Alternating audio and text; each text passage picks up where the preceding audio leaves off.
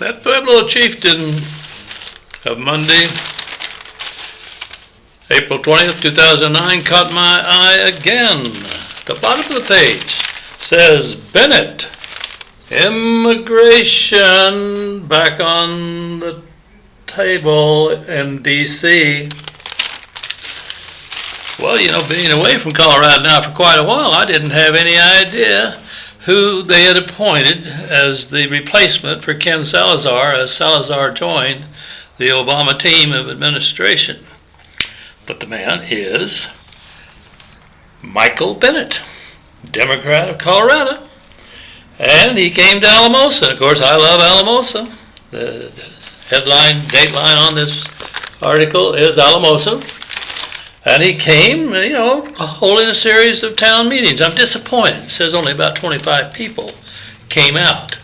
But nevertheless, the press covered it, and his message got out far more than to those 25. And he said that he'd been hearing from various entities, the farmers, the ski industry, law enforcement, healthcare officials, on the need to give immigration reform another try. After the previous effort failed, even with the support of President Bush and congressional Democrats. Well, I'm glad to hear they're going to put it back on the table.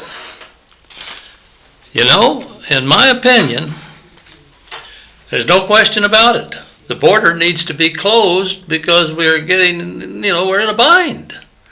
And we've got two kinds of bind. The bind that the critics think that the Mexican Americans coming in here are causing, and the problem that we're causing in our division is kind of hateful and kind of un-American in the way we view people of Mexican descent. And as all of you that have followed my videos know, I think without a doubt that we should close the border. I don't know for how long, but close that sucker. And I believe it's easy to close it. Just crack down on those individuals and companies that are making money hiring the illegals. You dry up the job market, and that border will close within 60 to 90 days to an absolute trickle. And probably the trickle of those going back home for a visit and then coming back. How in the world can people be so narrow-minded as to criticize human beings, fellow human beings, for doing exactly what our ancestors did? Take risk. Boy, it's a risk to come up across that border. Take risk in an effort to better your life and the life of your children. Well, enough on that. The part that really got my attention was that after he had talked about the need to get it back on the table, and incidentally, I love the fact that he said, Ken Salazar, like his predecessor in the Senate, Ken Salazar, Bennett emphasized the need for politics that support pragmatic policies. Sounds like a good man to me. But then the new senator also spoke at length, I'm reading from the newspaper, also spoke at length on the prospect of education reform. And then what really caught me and pleased me was to see that one of my former students, Jim RELYEA, was there and took an active part in this meeting. He got some messages across from his point of view to Senator Bennett and hopefully through Bennett back to Washington, D.C. Jim RELYEA, who teaches woodworking at both Alamosa High and the Valley campus for Trinidad State Junior College, urged Bennett to undertake reform of the Bush-era No Child Left Behind Act.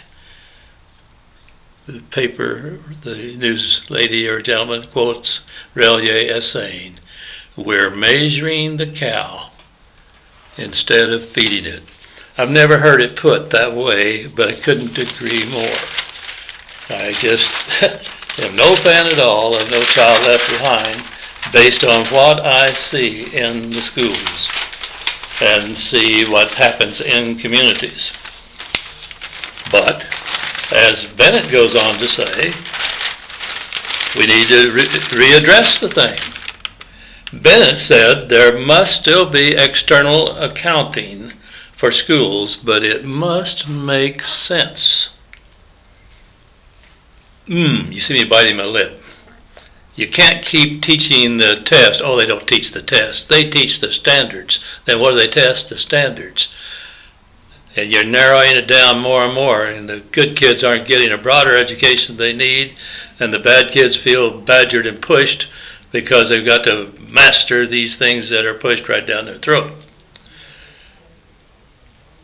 Going back to the article, he says, I'm quoting again the article, quoting BENNET, assuming that we can actually create a good accountability system, which I believe, which BENNET believes, we can around education, then I believe as many decisions as possible should be made as close to the kids as possible.